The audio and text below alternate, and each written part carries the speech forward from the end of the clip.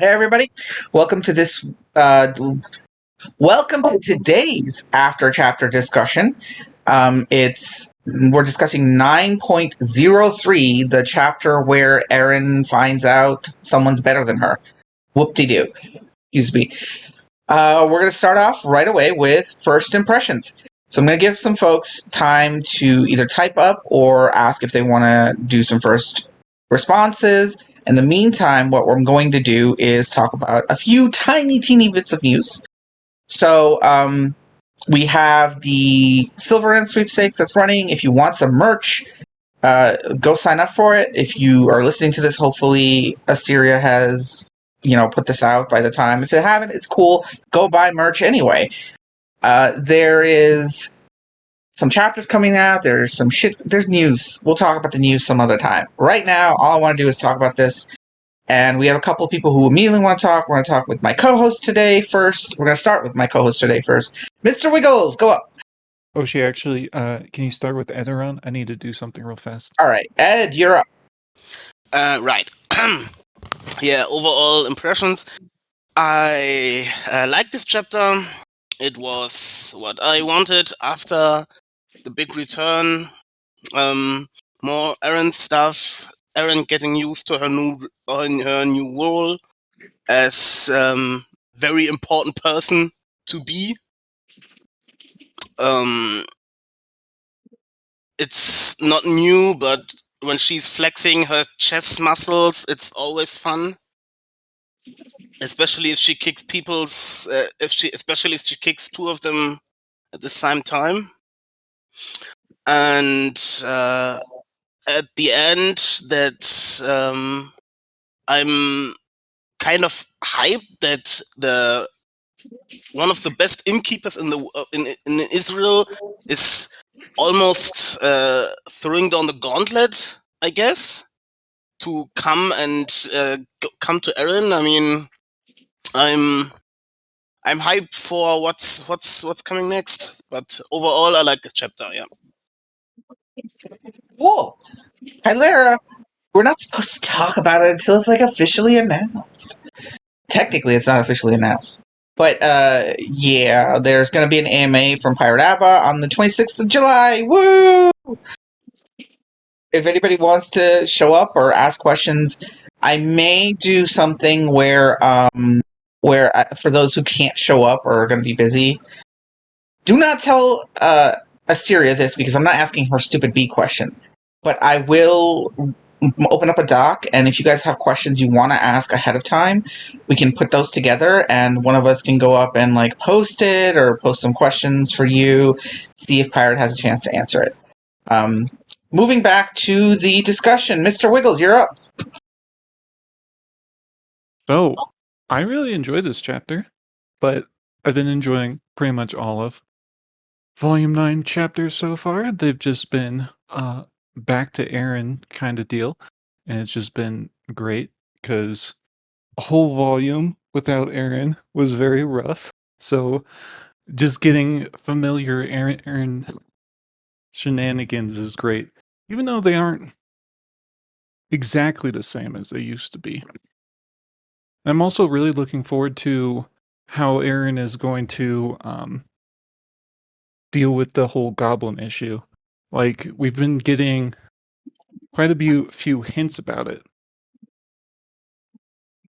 And I am always a very big opponent of goblin stories, so I'm really looking forward to seeing more rags and goblins in general, including this pole Boo! chapter. Boo! Alright, that's all I had to say, though. Boo! Stupid goblins are winning the poll too. Hey, Mr. Europe, you wanted to say something? Yeah, I really enjoyed the very. It was finally back to I think proper slice of life. No sadness. Well, not much. Just a few random little adventures. Erin looking into a skill, just talking to people, and uh, people playing with dolls and stabbing each other in a lighthearted way. Right, right. Is very nice, and especially the setup for a proper slice of life style adventure that they're going to have, which is something we haven't had for a long time. There have been some one-off chapters here and there. They're a bit lighter and stuff like that, but there haven't been a proper arc, in my opinion. It's just like a bit easier on the heavy stuff, so to speak. Cool. Before I move on to Mr. Evans, I guess one thing I kind of agree with a lot. I understand a lot of people just enjoyed it because it was refreshing to go back to an older style, but I want to point something out. So Mr. Wiggle said that it wasn't quite the same, and that's what hit me about the chapter. It felt like Pirate was stepping back into shoes that don't quite fit anymore. The joke still hit. I enjoyed it, despite the screams of pain from folks like Nobody, who felt that the doll part was like horrific nails on a chalkboard because it was so boring, and some of the less than enthused reaction to the lighter tone of it. I can understand where all of that is coming from. It's just that wasn't a problem for me. I actually enjoyed it on a piece by piece basis, and the plot progression is making sense. It all works, but there's something just a little off about it, and I was hoping during the discussion other people would have like figured it out, because I haven't. I don't know if it's because I've been distracted by other stuff or I just can't focus right now, but I can't quite put my finger on what's just a little too different. I don't know. Even the witch stuff, it felt, I mean, the explosion part, hilarious, but at the same time, it just, there was something off about it. There are moments where Aaron is like genuinely pissed at people, and I was like, oh, when has Aaron ever been pissed at people? I didn't hate it, but I was like, it doesn't. Is she pissed because she's being thwarted, or is she pissed because things aren't working out? What's what's going on here? Okay, I'll leave it at that. And Mr. Evan, oh sorry, not Mr. Evan. Evan, would you like to speak? Yeah, sure. Hi. Hi. So I just want to open up about the fact that Aaron finally friggin' mentioned the time paradox, and I was wondering what happened to that. I'm like, doesn't that seem like something you'd want to address quickly? But I was like so vindicated when I read that. And I think the whole witchcraft thing, I'm really liking that. I'm digging the witchcraft because it's kind of been hinted at ever since what, like basically volume 2. I think the second she made her feast for the Fae, I've been expecting something like this. Yeah, she's been doing it. She just hasn't been realizing she's doing it. So, um, her actually being able to, like, you know, create magical foods now, like that's intentional. I'm digging that. Also, I'm wondering if she leveled at the end of all that. I would expect her to level as a witch, but it wasn't mentioned in the story. I wonder if we'll see that. Pirate's been lighter on there was a discussion in Reddit about this, about how there's been whether or not Pirate Abba's Wandering In qualifies as progression fantasy, when folks were mentioning the AMA and progression fantasy Reddit. And one of the discussions that came up is that as time has progressed, Pirate has used the the leveling mechanic less and less as a way to track the growth of the characters, more as an allegorical reflection of the changes that have happened in the story, a confirmation of things, or a way to trigger or a way to hint at the future to come. It's interesting. It makes you think about the plot as it's traveling and the way it goes, and Pirate's been experimenting with using the leveling system as less as an actual leveling system and more as a story and narrative driven artifact. Okay. Well, if you have a response to my diatribe, Evan, go ahead, but I'm going to move on if not. No, I'm good. Okay, cool. So Edgeron says, if Ryoka is not winning the poll, I'll riot. I am not sure I care so much about Ryoka. I do care about Terriarch, and that's the only reason I would vote for Ryoka, which is making me feel icky because it's also a vote for Rabbit Eater and Ryoka, and I'm like, no, I want Fairlings. Anyway, Fire Hire says probably due to the fact that it's a giant reference to the rest of the series. I'm assuming you're referencing the witchcraft part? I'm not sure. Rouge Ember. Something I noticed was regarding Erin's witchcraft. The witches so far have been set into their own specific emotion or concept to weave their craft around. Nanette, Happiness Witch, General of Justice, etc. But Erin was saying that they could use different emotions from the pot in different ways, and demonstrated by using the same base for both Sugar Glass of Happiness and then Shards of Relief. So I wanna talk about something here in response to this. I think people miss. Okay, I'm gonna explain my own theory of how witchcraft works.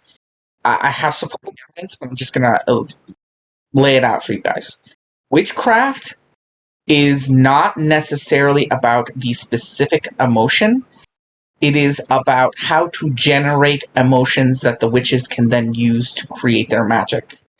And because of the emotions that they tend to use, their magic takes very specific forms based on who that witch is.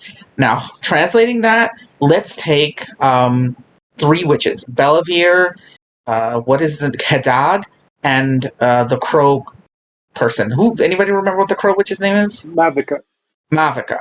So, in Mavica's case, her craft. What is her emotional craft? Is it fear? Is it worry? Is it awe?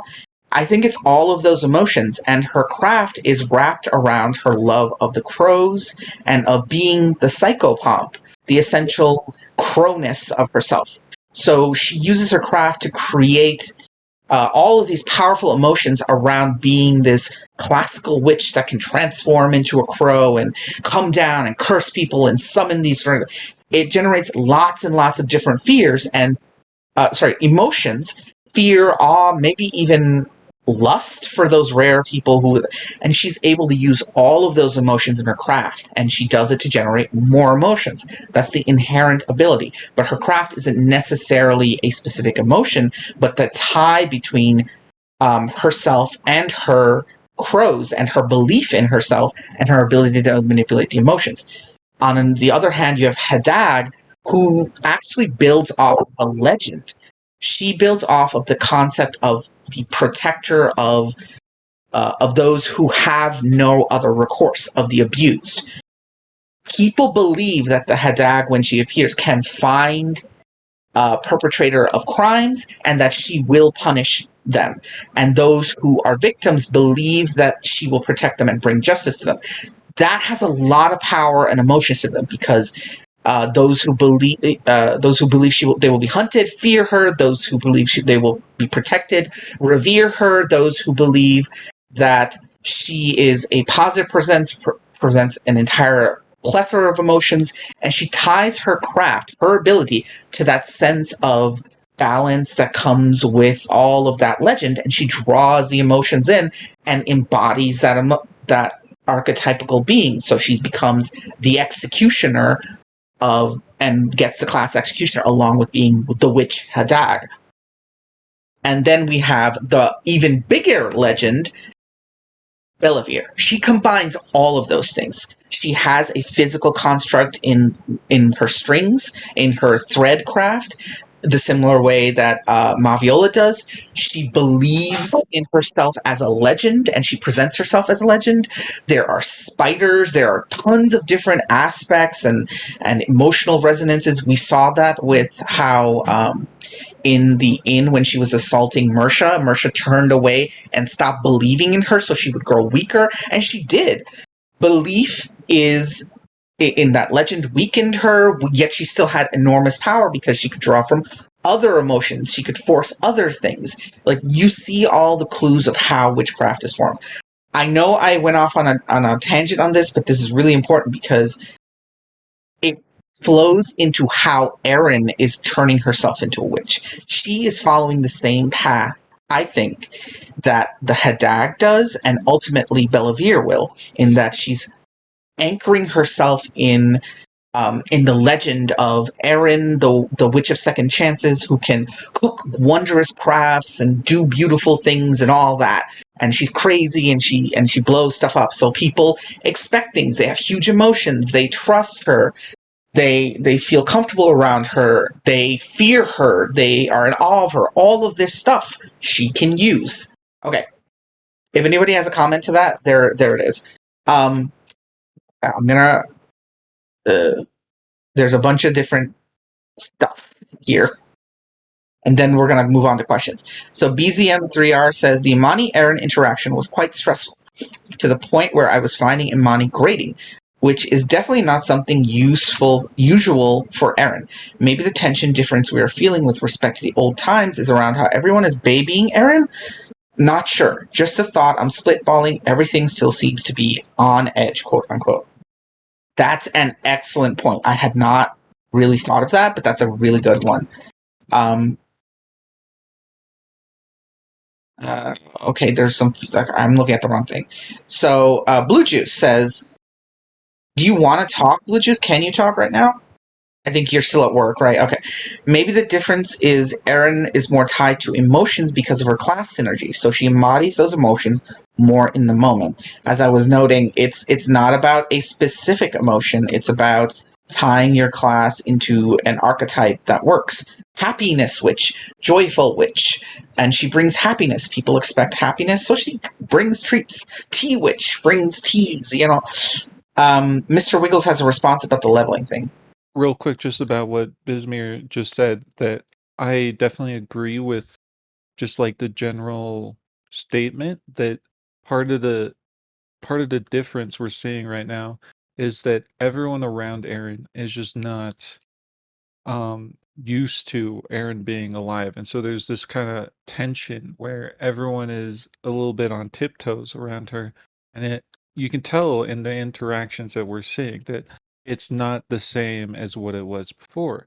And what Eren is doing is not the same as what it was before. So that tension is really evident. And so it just doesn't feel exactly the same, which is good. I would have it would have been odd if it all went exactly back the way it was. But onto the leveling thing, I think that uh, instead of it being the Pirate Abbot transforming away from using levels a lot to progress, I think it's just how in-world is set up in general. Just the world is you level quickly at the start, and it gives you this nice bit of progression at the start. But then as you keep going, it becomes harder and harder. And I think that was basically Pirate Habit's plan with this kind of system. Like at the very start of the story, you can front load in some good progression. You can show people that you can get stronger quickly in this world, but as time goes on, you utilize the leveling system less and less, and you focus it more on personal growth instead. So Pandromine says Eren is under more stress than ever with what she has witnessed. She may also be pissed that she's more helpless. I don't think she really had a time to cool off properly since she woke. That's good. Evan says I want to hear. Evan, you want to just speak? Save me some voice time. Yeah, go ahead. Uh, yeah, I gotta go in a second, but I was just gonna say I wanted to hear it from Magnolia because I was doing I guess a reread on Volume 2, and the last time that she spoke, she's basically really condescending to Aaron. Basically, like Aaron's not going to become anything, and that like she thought her opinions were fact, whereas now we know that everything she's basically um, worked on has been wrong. So I want to know how their relationship will develop from here. Yeah, I don't agree with that. I really don't agree with the interpretation that Magnolia was wrong about stuff. She was working on things and she had to adjust her plans, and that meant taking a lot of L's so she could get the win, which was to get down to Oteslia and convince the Drakes to build the tunnel and stop thinking about things on a year-to-year hatred basis and try to create something that'll last generations. That was her goal. She didn't, and her interaction with both Ryoka and Eren was paralleled very well. she was challenging them. She pretended to be someone she's not. She never really took them seriously until they told her something or provoked her in a way that showed that forced her to show her real visage, right? When Ryoka finally breaks down and mentions the Antinium and the fact that they have a different goal, that's when she breaks down because it makes her think about. Ryoka assumed it was because she was going to ally with the Antinium, but from Magnolia's point of view, it meant that the Antinium have a different goal, that they're political, that there is politics that she and a way for her to influence things. That was Ryoka's stupid mistake, but that's Ryoka. And on the other hand, we have Eren, who recognized that Magnolia was fucking with her and was like, okay, I can't really give her too much because clearly this woman knows more than me, is more equipped to deal with stuff, and is clearly better off than me. I just have to be polite and follow along with her and then do whatever the hell I want because that's Eren. That's how she deals with anybody in power, and that worked out better than Ryoka's version of trying to deal with it by simultaneously hiding things she couldn't hide and then telling her things she should be hiding. Ugh, Ryoka. Early volume Ryoka, folks. Blue Juice says, at Oshi for later, at end of volume 8, Eren's system notification said Eren had yet to choose. Okay, that's a question for later. Okay, sorry. Elusi Frustra, in response to Rouge Ember's comment about Eren's witchcraft, I think this is more of a general issue with every native in-world resident, where they rely upon and dresses themselves in the roles in-system is handing out. Most lit RPGs tend to do less numbers later as their reader base and the author move past the initial setup of their world, I think. People are terrified of Eren overdoing herself and have just started to realize that Eren brought something back from the other side. Those are all in capital letters. Meanwhile, Eren is back and has a lot of shit she has to do because of promises she made. It is a lot of frustration and separation between what's possible and what's not. Okay. I'm going to move on to the Google Doc, so hopefully y'all added some questions. And let me just find this and make sure it's... Oh, I opened 3 copies of this stupid thing because I clicked it 3 times. All right, we're going to start off with the first question on the list. How ethical is Fierre's operation? Should she be giving royalties to the inn? Mr. Wiggles, while we're in the middle of a discussion, I'm going to say ahead of time when we're going to wrap up. So we're going to give 1 or 2 discussions posted ahead of time and let people respond. That way we're ahead of the actual thing, okay? For Okay. Mr. Europe, who wrote the question, why don't you go ahead and tell us what you were thinking? Yeah, because on one hand, obviously, you can very easily make the argument that, oh, well, everyone's already getting the information and she's just making money, saving time. But on the other hand, she is definitely there as a friend of the inn, and she's just straight up selling secrets to like random people from the underworld. Uh, just like, I mean, it's a very clear backstab in a lot of terms. I don't think Eren even knows that Fear is an information broker, or maybe I just forgot.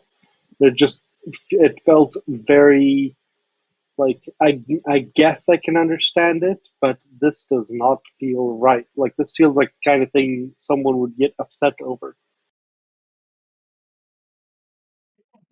I suppose that's a way to look at it.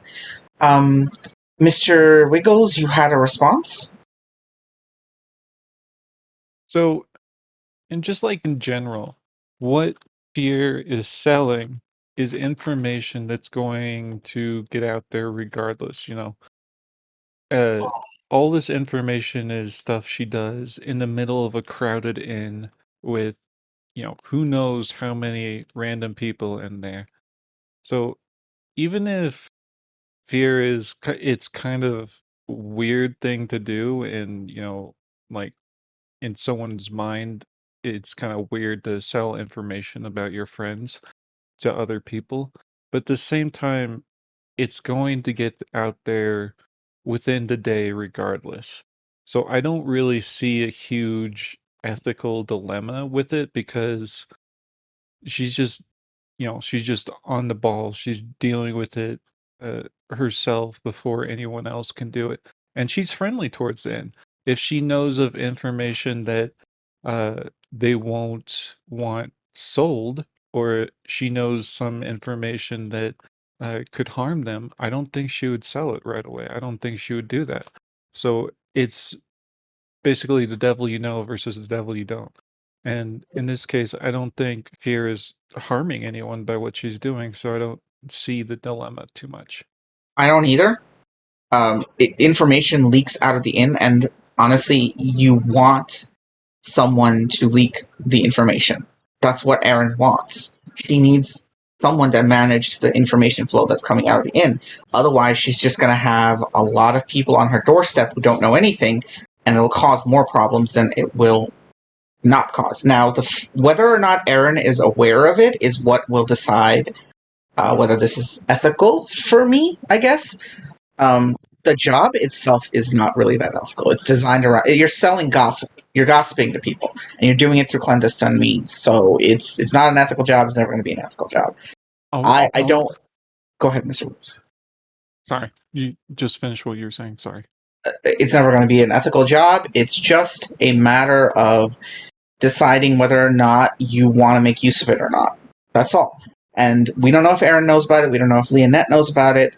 Personally, I'm in favor of Fier becoming the next Octavia and just having a job, like a thing in the basement. She becomes the basement version of Octavia's Stitchworks, and like Steel Golem or whatever the hell she wants to name it. And she has a nice little spot where people come to find out information, and she can feed out information. Eventually, it'll die down, and then there is also the part where Erin has some.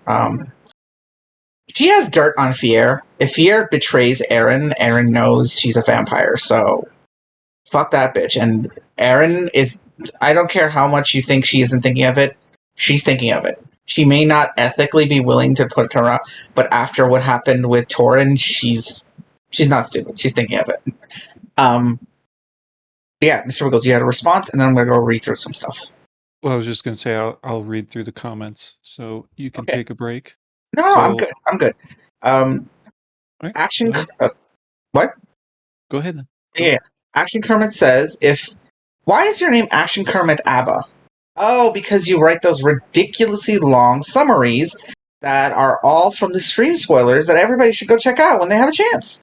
Hey, it wasn't funny you gave me the nickname.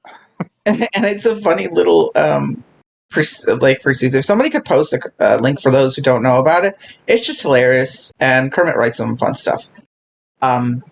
If Fier didn't write those reports, the spooks would be nastier. I just want Fier to give a cut of the profits to Leonette. Why Leonette, Kermit? Because Lionette is the one who manages all the money. And you think she'll do a better job of extracting profit?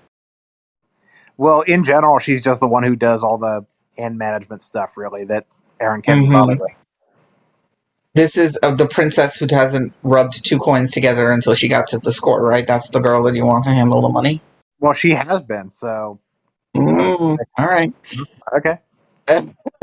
I just continue to be very suspect of the way the inn is run. It's ramshackle, it's haphazard. I mean, that's how Erin is. But there's no real organization to the inn structure. The only person who actually has a place in a position is Erin Solstice and her head server, and that's it. I don't really see anyone as being like permanent staff on the inn. They work at the inn, they live at the inn, they do stuff for the inn, but they're not staff. They're not part of the inn in the same way an employee or somebody who is a vice innkeeper would be. So Elusi Frustra says, I think Erin wouldn't mind the information if she got a look on it. And they decided upon what was okay and what needs reduction/inflation. Yeah, that's a good point. Kylera says it is potentially extremely useful as a way to pass notes to people, make money off of info that will be common knowledge, as Imani does with recipes, but we don't know if Erin or Leonette knows. It feels wrong if they don't know, and Fier is selling secrets that aren't going to be common knowledge. Controlled leaks, however, are a good thing. Yeah. To Mr. Europe says, to clarify, imagine if one of those chefs stealing Erin's recipe was one of her friends and didn't say anything to Erin about it.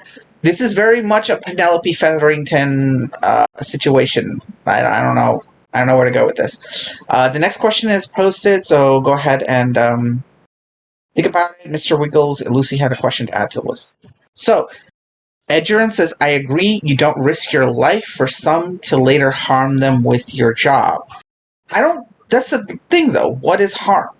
The level of the measurement isn't. Is it ethical or is it practical? Because practically speaking, there is no harm. It's just her taking advantage of a moment in time where people are desperate for information, and she has that information, and they'll get that information a day or two late. So she gives them it a day early and charges them a little bit of money for it. And it really is, to them at least, a little bit of money. She's making money hand over fist, but they're not really, like, it's like tiny bits compared to what the actual information is worth. Less than what the information is actually worth. She's buying process. She's paying. People are paying for her to do the process. Statty the Savior says, as a vampire, Fear shouldn't mind living in the basement with all Jalap's corpses. I agree. That'd be a perfect place. Fire Hire says, isn't Fear only acting as a replacement to Drosy? Yes, she is. In my opinion, that's exactly what she is. In fact, she split her job with Drosy. Drosy's the more legit news source, the kind of big news, gives interviews, everybody in the world knows through like legit sources, and everybody likes to use back channels to confirm things. Everyone in power likes to have their own spies. So Fear's working on that angle. Blue Juice, you wanted to say something? No? Can you hear me now? Yeah! Go! So I just wanted to say some pushback about the in-organizational flow chart there, because Mm-hmm. Erin died and they made more money. She she died and then she woke up and they had 3,000 gold, which was more gold than they had when the inn was actually Uh-huh. open. Which makes what? What's the pushback there? That I just proves that Lion is good at her job. She's she gonna have. wasn't there. The inn made more money when she wasn't there. Leonette wasn't there either. She was in a Tesla. She left. Literally, the only person who was there. Who was there, Blue? Who? Say the words. Who was there? Okay, Ishker might secretly be a Uh-huh. very Uh-huh. money. Prove to me wrong. He apparently has skills based on being the only reasonable person in a room. So I'm trying to tell you. Like, it's so obvious that I'm just saying, Ishtar chapter when, and I will leave it at that. So that was but I did want to at least mildly object to the inflow chart, considering we had the money troubles, and then suddenly Lionette's like, no, we're fine. Of course I know how much money we have. How do you not know how much money we have? I'm just saying, like, Ishkar is just competent, and while he was competent, he knew, like, Leonette made sure that they were getting paid for a few things that they were doing, and Ishkar is the one who made it all happen. The issue right now is that Ishkar and Leonette are being pushed back into positions that they don't belong in. They need to be moving forward, and they're moving backwards. Erin is also doing the same, like, trying to set it up so that they can move forward, but she's kind of chicken with her head cut off, trying to accomplish all these quest things. What she needs is to hire a vice innkeeper, maybe. No. In any case, Mr. Wiggles has posted the next question. We have a couple of responses. Go ahead. Wait, that's the responses below are for the last question. So you Yeah, might want to I read know. those out first.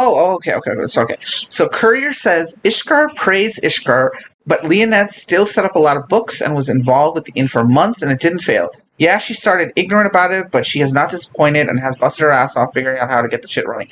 I agree, but there is a distinct, like, Leonette is a princess. She's a princess. Her job should be hosting, should be guesting, should be filling the gap, and should be managing at a high level. She should not be like, her job is not serving guests and things. She should be expanding the inn, turning it into a giant castle. That's where her position and power will. And whenever she was allowed to do that, better things happened. She set prices. She made things better. She listened to Maviola. Things progressed for her when she interacted with everyone in that position. She grew into that. And now she's kind of regressing a little bit because of circumstances, and we're not quite sure where we're going. I know in this time scale of the inn, it's literally been a day since we started the ball rolling with Aaron like talking, the Adventurers Guild, but it's still, yeah, that's where I'm at right now. Elusive Frustra says Ishkar doesn't have danger sense. He has the superpower common sense. I think Leonette is looking upon managing the inn as managing a kingdom. I agree. That's why I'm talking about Leonette on the grander scale, and thinking of Ishkar on the not smaller, but like more focused scale. BZM3R says the Wandering Kingdom. Yeah, that's it. So the next question is, will Aaron's new candy completely invalidate Zern's project? Will the score get a lot more mages? Who asked this question? Me again. Oh, you did. I'll let Mr. Wiggles wants to respond, but you want to talk right after?